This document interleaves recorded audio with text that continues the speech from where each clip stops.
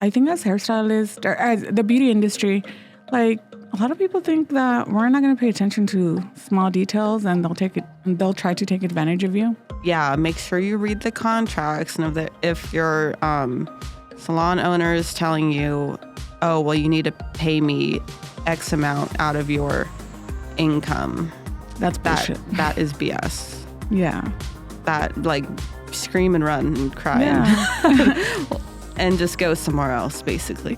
Hey, y'all. Welcome to Beauty Bound with your host, Crystal Rubio and Jackie Rodman, coming live from San Antonio, Texas. So we did a poll over the weekend asking you guys what topics we should talk about. We had already had some ideas up to this point, but then I thought, you know what? I'd love to hear some input from people who have been watching. Mm-hmm. And I'm so glad I did, because we got a really good topic that we're going to discuss now, Crystal. And I think actually it was really cool because we both read it at the same time and we talked about it. Yeah. So the topic for today, and I'll just read it exactly how it is. What do you do about bad salon owners trying to take advantage of you? And I think what she meant, or at least I'm assuming what she meant, or what she's trying to ask is, when you work at a salon, whether you're a 1099 employee or contractor or a W-2 employee, they're two very different things. So as a W-2, you're required to do, one, to get a paycheck every week or however often you get paid, and you pay taxes right there, and then they'll deduct your taxes. You still don't supply anything because the salon will supply everything, and you work the hours that they tell you. You can be commission-based if you're a W-2, but if, let's say you did hair and you did a haircut and you only made $40 and that's the only service that you did that day, then your employee or employer is supposed to pay you the difference. If you worked an 8-hour shift, then they have to pay you whatever it is that you didn't make. So let's say you did $40 for the haircut, which that's actually not a real price because that's very low. Maybe for a men's cut. Probably, yes. Yes.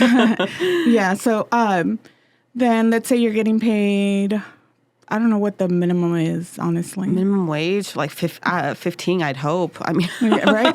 So then it would be the remainder of that. So, sorry, I have to put on my calculator. I'm not. When it comes to shit like this off the top of my head, I'm a bookkeeper, but, everything helps me out. So let's say it's $15 an hour. You worked 8 hours. So that's $120, and you made that $40 haircut. So the difference would be $80. So then your employer has to pay you that difference. And I think that works for most states. Again, I know California for sure. And I'm not too sure about Texas. But for any other state, please look at your state laws because every state is different. If you're a 1099, that means you're a contractor. Do you know what a 1099 is? Yes. So when you are a 1099, you are an independent contractor. You are your own business, and you are just operating your business. I mean, whether like in a business, correct? Or does it not have to be? No. So for the most part, because you don't always. Let's say you're an independent contractor and you only come into the salon to do certain things for that salon. So the salon is the one that still pays you, but as an independent contractor, which it doesn't really make sense. Most of the time, you're either a W-2 employee or you're renting a booth or you're renting a suite. If you rent a booth, you make sure you have all your own supplies. The salon's not allowed to tell you when you come in or any of that because you're renting your own booth from them, even if that means it's just the chair and, that station. Mm-hmm. But a lot of the times, if you rent a booth, the salon still supplies, like, your basic needs, like towels or actually, I think it's just towels and Really? the shampoo bowl, yes. Because Okay, that's probably for hair. Yes, and So I'm not all like, the time. The places I've been, they didn't supply no towels. Yeah. Or, well, actually, mine just gave me some free towels, actually, Yeah. now that I think about it. And like I said, and that one is like on a case by case. It's depending how the salon owner wants to do it, because if sometimes they'll charge you the rent for the booth, and obviously the booth includes certain amenities in with it. Now, sometimes if you are just commission and you're making, let's say 70% and the salon makes 30%, you're still, that's where it gets kind of like iffy, because that's when, if you're making more of the commission, then you supply your own stuff. Because you're basically only renting the chair for that 30% is what you're paying into the salon, and you're bringing your own supplies. Now, if the salon is paying you 40% and they're making 60%, which that's very rare, and then the salon supplies everything. Like, you don't have to supply shit at all. Now, when you go into any salon to work, make sure that there is a contract in place. Make sure that you read everything in the contract, because some salon owners will try to take advantage by slipping in little details here and there that if you don't read them and you just go and sign it, you might be fucked, because you might have just signed a year lease when you only wanted 3 months. And even though you did make it clear that that's what you wanted, they'll still try to throw it in there and say like, oh, okay, it was the wrong one or whatever. But make sure you read every fucking detail of that contract. Yes. Do not do any skimming, because that is bad. And even on my last 2 contracts, I always had someone else read it just in case I missed something. You know what I mean? Yeah. Because, I mean, yes, those contracts are very long. Obviously, sometimes we just, I don't know. I zone out, I'll admit. Yeah. Well, because, yeah, I mean, who the fuck wants to read contracts? Yeah, but I'll just like read the first section in the morning, the second section in the afternoon. You divided it. Divide and conquer, I guess. I can't even talk. I think one thing also that you look, I don't know. So anytime that I've ever rented a booth in the past, I used to pay weekly rent. I've never paid a monthly rent. I think personally for me, it's easier to do a weekly rent than if a salon owner charges you monthly upfront. Because at least you, as a hairstylist, and I'm sure as an esthetician too, you could at least account for, okay, so this week, this is how many clients I have. So, okay, so I need this much for this week's rent, and it's paid off. Or you could say like, oh, I already made all that money in 1 week, so you just set aside your rent money. Okay? You already have your money for every other week, or for every week. Rather than, a lot of the times, like, when you're starting out as a hairstylist, it's fucking hard to just come up with $1,000 a month, you know? So if, let's say your rent is $1,000, so that's what, $250 maybe a week? Around there, yeah. Yeah, $250 a week. So isn't that easier said and like, oh, $250 a week? Yeah, like I'll make that with one ombre or one balayage or whatever it is that you're gonna do for that day, and then the rest is your money to your income, I guess. Your income, yes. But yeah, make sure you read the contracts, and if your salon owner is telling you, oh, well, you need to pay me X amount out of your income. That's bullshit. That is BS. Yeah. That, like, scream and run and cry and just go somewhere else, basically. Yeah. I think, I don't know. I think there's a lot of shady people, period, no matter no matter what industry you're in. But I think as hairstylists, or as the beauty industry, like, a lot of people think that we're not going to pay attention to small details, and they'll try to take advantage of you. And sometimes if there is a shitty salon owner, guess what? They're not going to change. They're going to continue to be the same.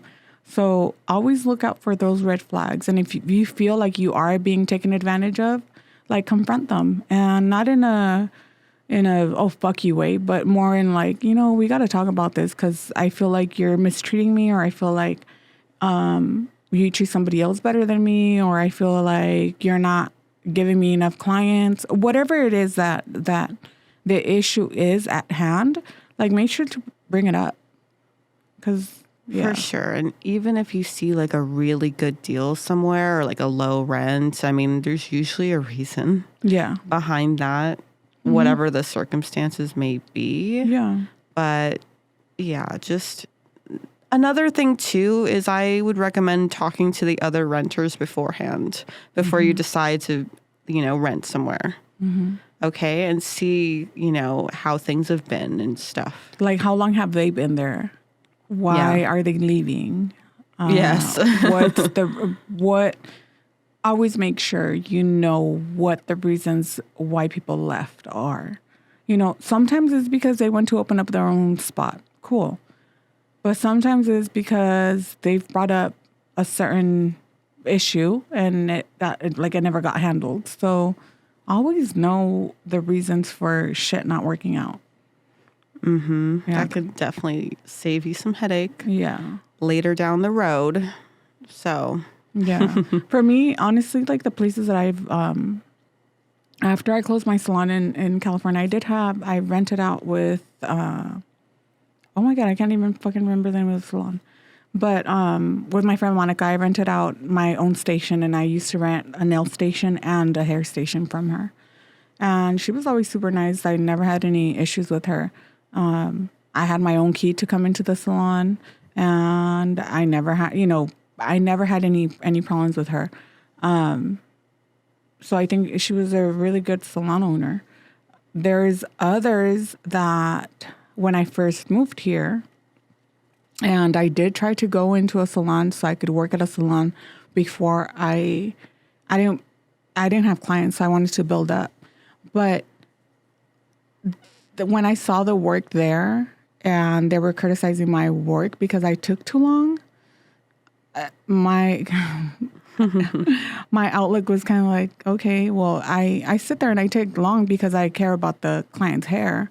And when I saw the kind of work that they were doing, they literally like 20-minute balayage. And I was like, how in the fuck are you even making the hair look nice? Because it didn't look nice. So I knew from the beginning that wouldn't have been a good fit, because she was telling me like my technique wasn't there, or whatever the case might be. But I'm okay to like learning new things, but just because we don't have the same technique doesn't mean that you're not good enough. So a lot of the times you also have to watch out for that, because salon owners will bully you just because you do things differently, and they're not open to learning. But always keep an open mind and always be open to learning. I think. Yeah. Yeah. I feel like I had something to add, and then you blinked out. I lost it. Yeah. But yeah, just make sure that you're, there's no problems with the owner. Yes. They're not drama. Bitchy. Because that's another thing. I'm all bitchy. Oh my gosh. I don't know. I think just if it goes to their head sometimes. Yeah, or if you notice an owner complain about the last renters too, take that as a red flag for sure. Run as fast as you can.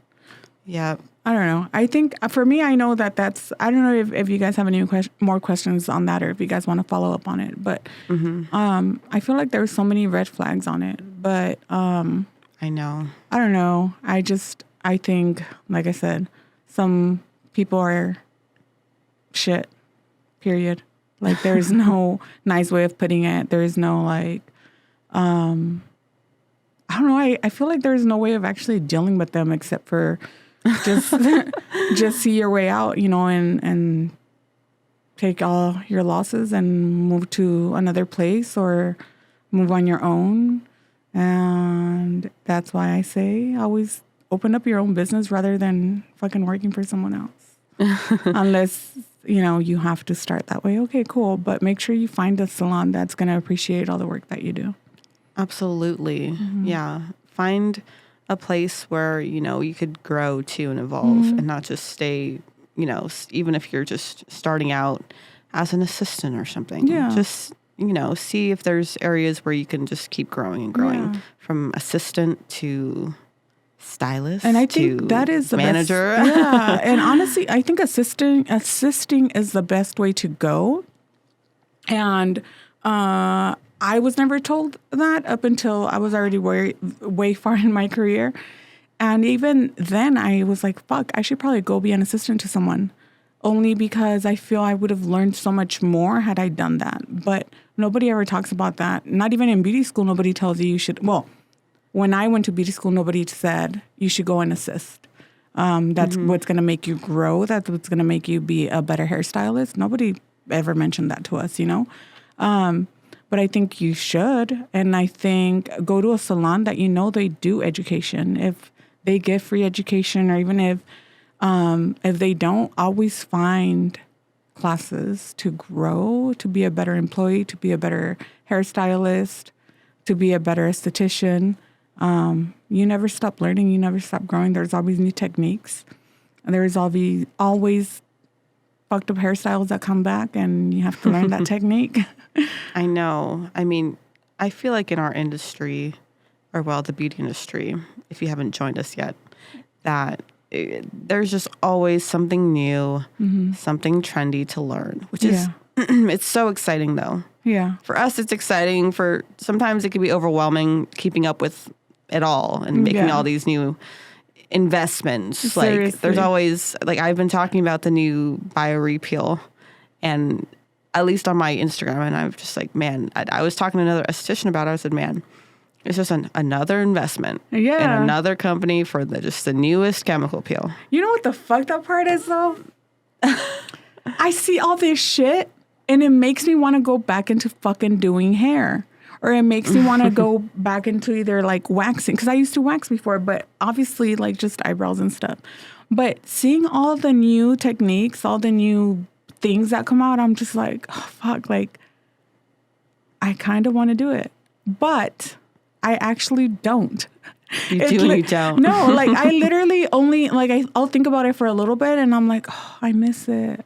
But I really don't. I really enjoy sitting at my desk in my house at fucking 2 a.m, doing my fucking bookkeeping and making sure that everybody's spending the money the way they're supposed to, making sure that you guys are in a good, in a good place financially, and making sure that you guys are at a good spot as far as your business goes. I just don't think you should, jeopardize jeopardize who you are, basically. And I don't think you should be a pushover. And just because you are needing a space at the moment. Or you're needing a job at the moment. Yes. No, don't ever jeopardize who you are. Don't ever change who you are just so you could fit in to the workspace you're going to be at. You should never have to shrink yourself in order to fit in. If you don't fit in, it's not because you're supposed to fit in there. You're supposed to be accepted no matter where you go. Yeah. So find that place where you're going to be accepted, where you could grow. Absolutely. Yeah. And I think that's all for today, guys. Honestly, it was a short one. I know lately we've been doing 30 minutes, but that's because you fucking end up going over. And I feel like we always have so much to say. But I don't know. I think honestly that's it for today. And it's been a very long week for me, and it's only Tuesday. I know. She keeps saying, oh, it's been such a long week, Jackie. And I'm saying it's Tuesday. I know. But, okay. So my week counts from the last time I was in studio till today. So it's been a long week. Oh all right? So that's why. I think that's what it is, honestly, that I'm just like, fuck, it's been a week since we've seen each other. So it's been a long week since I last saw you. I know. We have our power meetings every time we come in for the podcast. We talk about, Skinfinite. She's like, you haven't taken out more money. I gotta make sure this bitch is not withdrawing her bank account without any approval. Oh my gosh. Well, okay. You guys have a happy Tuesday. I think we've been doing these releases on Tuesdays now. At least this week we did it on Tuesday. We did it on Tuesday, yes. And so I'm just trying out days, honestly, to see what's gonna work better. Yeah. So have a happy Tuesday. Happy Tuesday. And just know that our podcasts are always filmed and recorded a week prior to. So for Rebecca, who actually requested to do how to start your business, that episode was up last week. And I'm saying last week because we just released it today. But when you listen to this, it's going to be last week.